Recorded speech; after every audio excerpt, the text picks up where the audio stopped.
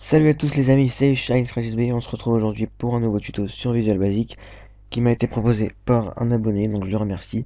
Ça me fait plaisir qu'on me propose des tutos, donc n'hésitez pas aussi. Donc il m'a proposé le tuto, donc comment bouger un label avec des boutons. Donc ça peut être un label, ça peut être un bouton, ça peut être même la forme elle-même, le bouger comme ça, hop, dans le bureau, ou ça peut être n'importe quoi, n'importe quel objet. Donc comment le bouger avec un bouton. Donc c'est très simple, par exemple j'appuie sur le bouton de gauche, hop, ça fait bouger le label à gauche. Hop, hop, hop, j'appuie sur à droite, j'appuie à droite, ça fait bouger à droite. Et donc ça c'est vraiment très simple à faire. Et moi j'ai rajouté une petite chose qui est un peu plus compliquée à faire. Donc il y a quelqu'un qui m'a demandé de passer au niveau suivant dans dans le niveau des codes, enfin ça veut dire d'être un peu plus compliqué. Et bien voilà, ça commence. Donc enfin, pour l'instant c'est pas très compliqué si vous connaissez bien, mais bon, si vous débutez, vaut mieux laisser tomber, enfin pas laisser tomber, c'est-à-dire laisser tomber sur ce tutoriel, enfin n'écoutez que les bases, donc comment faire ça, et pas comment faire ça. Donc c'est-à-dire que je reste appuyé, hop, vous voyez qu'il reste comme ça. Si je reste appuyé un petit moment, hop, et dès que je lâche, il s'arrête. Donc ça c'est un peu plus compliqué. Mais on va tout de suite apprendre à faire ça. On crée un nouveau projet. Ok. On va mettre le label à faire bouger. Et on va mettre deux boutons. Hop, on va mettre ici. Donc, le bouton ici, on va mettre le texte comme ça. Et celui-là, comme ça. Donc le petit inférieur ou supérieur qui est normalement à gauche du W, selon les claviers. Enfin, ça dépend des claviers. Donc maintenant, ce qu'on veut nous, c'est que quand on appuie sur ce bouton, le label va un pixel à droite. Enfin, pas un pixel parce que c'est très petit. On va mettre 3 pixels, vous allez voir. Donc pour que ce soit un pixel, il faut pas lui dire d'avancer. Ça sert à rien, ça marchera pas. Il faut en fait le déplacer. Donc le déplacer où? Donc de sa position, plus vertical, plus horizontal, plus 1. Donc en fait, donc ça c'est la position X, et ça c'est la position Y. Donc là par exemple, là c'est 0, X 0, Y 0. Là si je vais ici par exemple, c'est, je sais pas moi, X 50 et Y 0. Si je vais là, c'est X 50, Y 50, enfin à peu près. Nous ce qu'on va faire, c'est déplacer le label à sa position de X plus 1. Donc il va aller par là-bas, vous allez voir. Donc on double-clique ici, et on va mettre label 1 point, donc location, donc sa localisation est égale à un nouveau point. Donc un nouveau point, donc new point, vous allez voir, un nouveau point dans la forme. Donc le nouveau point, donc new point. Donc là, il va falloir indiquer le X et le Y. Donc X, Y, séparés par des virgules. Donc le X, on verra après. Donc déjà, on va mettre le Y. Donc, on va mettre le X d'abord. Donc le X, ça va être sa position X plus 1. Donc, si sa position X est 50, eh bien la position X à mettre à la fin, la nouvelle position X, ça va être sa position X plus 1. Donc 51 qui sera à peu près ici, ici, etc. etc. etc. Donc on va tout de suite faire ça. Donc sa position X qui est label 1.locations.x plus 1. Et le Y ensuite, le Y il ne change pas puisque le label ne bouge pas dans ce sens, dans le sens vertical. Donc label 1.locations.y. Donc il reste à sa position Y. On peut tester, et quand j'appuie là, hop, hop, hop, vous voyez qu'il est déplacé à sa position X plus 1. Donc là vous voyez que 1 c'est très peu. Donc on va mettre à peu près 3. Moi j'ai mis 3 dans le rendu tout à l'heure.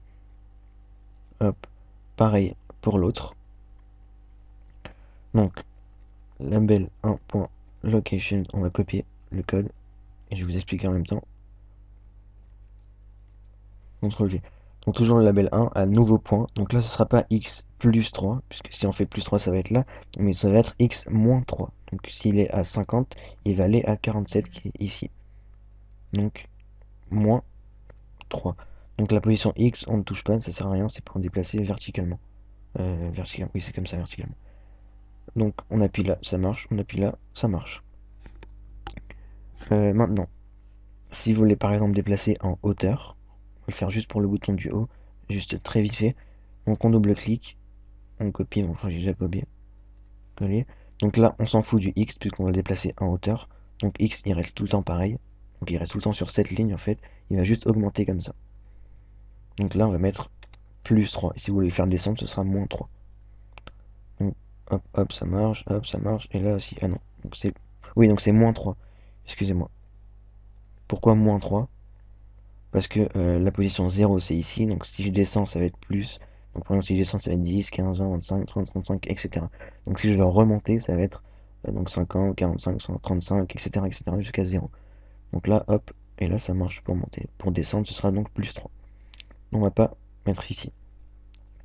Donc non, ce qu'il faut faire pour que pour que quand on reste appuyé longtemps, donc déjà pour les débutants, je vous conseille de vous arrêter ici, sinon vous allez pas comprendre, vous allez vous embrouiller, etc. Donc pour qu'on puisse appuyer longtemps et que le label continue longtemps continue d'avancer, donc il va falloir aller chercher l'événement mouse down, donc qui va s'exécuter quand la souris va appuyer sur le bouton. Donc c'est pas appuyer et relâcher. Appuyer et relâcher c'est clic. Mais juste appuyer c'est la position, c'est l'événement mouse down. Donc cet événement c'est, donc vous dupliquez ici. Je vais enlever le bouton 3. Cliquez ici et ici vous avez tous les événements. L'événement qui est mouse down. Donc quand l'utilisateur appuie sur sa souris, eh bien ça va lancer un timer. Donc vous allez voir pourquoi. Vous allez comprendre, ne vous inquiétez pas, donc c'est un peu compliqué, mais vous allez comprendre si vous suivez bien. Timer qui va avoir un intervalle de 1 qui va s'exécuter toutes les 1 milliseconde. Donc ce timer, en fait, qu'est-ce qui va se passer? C'est que on appuie, on reste appuyé. Ensuite, il y a une variable qu'on va appeler lock1 par exemple, qui sera égale à 0. Donc quand on va appuyer, le timer va faire augmenter la variable de 1, 1, 1, 1, 1. Et si la variable arrive à 50 par exemple, eh bien le label va, va avancer très très très vite. Si la variable n'arrive pas à 5 et qu'on relâche, alors la variable va retourner à 0. Donc mouse zone, on met timer 1.start.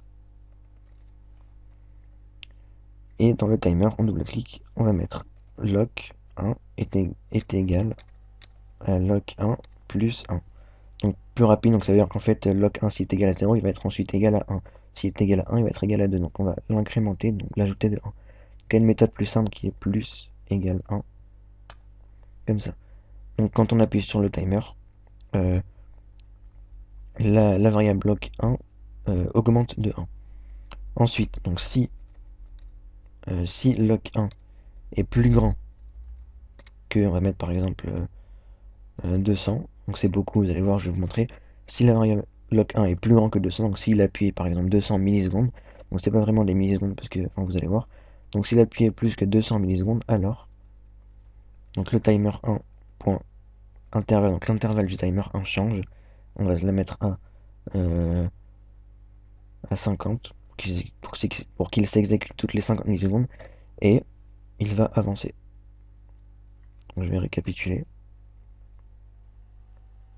Donc ensuite, juste pour désactiver, une fois qu'il a relâché le bouton, donc il a appuyé, une fois qu'il relâche, donc le timer va se stopper et le lock 1 va retourner à 0. Parce que si, imaginons que le lock 1 est arrivé à 50 et qu'on relâche, donc il sera toujours à 50, quand on va rappuyer, il va démarrer à 50, donc il faudra appuyer moins de temps, et donc c'est pas ça qu'on veut. Donc on clique sur le bouton 1, et donc l'inverse c'est mouse up, donc dès qu'il retire sa souris. Donc timer 1.stop. Timer 1. On va modifier l'intervalle aussi, qui sera égal à... Bon non, ça on va le faire plus tard. Enfin, on va le faire dans le mouse down. Mais la localisation 1, la lock 1, donc la variable lock 1, elle sera égale à 0, elle retournera à 0. Donc là, avant de mettre timer 1.start, on va modifier son intervalle. Donc timer 1.intervalle est égal à 1.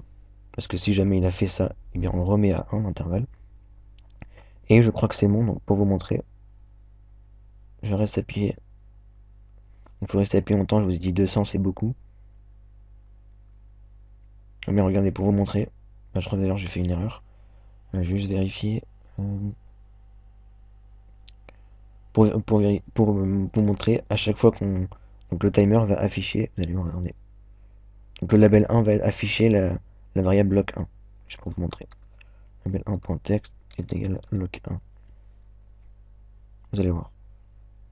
Donc j'appuie, hop. Et je crois que ça marche pas. Non mais je crois que j'ai fait une petite erreur. Oui non c'est normal, c'est bouton 2, je me suis trompé, c'est bouton 1 pour mouse down.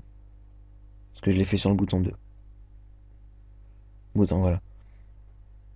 Donc si je reste appuyé, vous voyez que donc ça c'est... Je montre avec mon doigt, je suis vraiment teubé.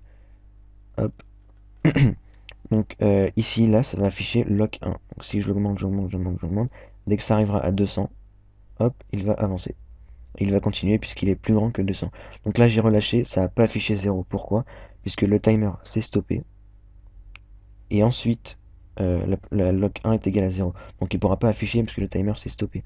Mais bon, en tout cas, il est vraiment reparti à 0. Vous pouvez voir que si je fais ça, je relâche, hop, il retourne à 0. Enfin, il retourne à 0 déjà. Donc, vous pouvez voir que 200, c'est pas beaucoup. Enfin, c'est très beaucoup, excusez-moi. Donc on va mettre par exemple 50. On va voir après passer combien de temps. Donc là, ça marche, ça marche. J'appuie. 50. Parfait. Ça, on n'a plus besoin. Au lieu de l'effacer, vous pouvez mettre un guillemet devant pour ne pas que le logiciel le prenne en compte. Et on va ensuite tester. Donc je reste appuyé. Super, ça marche. On peut voir, on peut le faire aussi sur le bouton, on va pas le faire parce que ça prendra un peu de temps. Mais en tout cas, c'est exactement la même chose. Ouais, bah, si je reste appuyé, hop, c'est un tout petit peu, enfin si je reste appuyé un tout petit peu, ça fait rien. Par contre, si je reste appuyé longtemps, hop, il avance comme ceci. Donc là, voilà, ça, c'était juste un petit plus à rajouter. Mais bon, en tout cas, si vous voulez déplacer un label, c'est juste comme je vous ai montré. Si vous voulez mettre plus aussi, par exemple, moins, fois moins 10, plus 10, pour qu'il avance plus rapidement, hop, comme ceci. Et ça marche aussi avec un bouton ou n'importe quoi d'autre. On va essayer avec la forme, tiens. On enlève le label. Ouais, on va pas l'enlever, il y aura plein d'erreurs après, ça me saoule de les corriger. On va le faire que pour le bouton de droite, donc on va mettre mi, donc la forme 1.locations, est égal à new point, donc mi.locations.x et mi. Donc c'est exactement la même chose, sauf qu'on modifie la forme 1, donc on met pas forme 1, parce que Visual Basic il aime pas ça. On met mi. Et là vous pouvez voir que j'appuie, hop, hop, hop, il avance de 10 à chaque fois. Pareil, pour l'autre côté, j'ai fait le label parce que j'ai modifié que le bouton droit. Mais sinon, il avance de 10 à chaque fois. Et ça marcherait aussi si j'aurais fait comme ça. Bon, là, vu que je l'ai pas modifié. Donc voilà, c'était un tuto pour vous montrer euh, comment déplacer un label ou n'importe quel objet. Donc ça peut être n'importe quoi ici. Donc bien sûr, les objets qui se voient, hein, par exemple, un timer, ça sert à rien, vous pouvez pas le déplacer. Donc vous pouvez montrer comment déplacer un objet qui se voit sur la forme avec des boutons. Donc c'est vraiment très simple. Je remercie celui qui m'a proposé ce tutoriel et on se retrouve plus tard pour une nouvelle vidéo. Salut!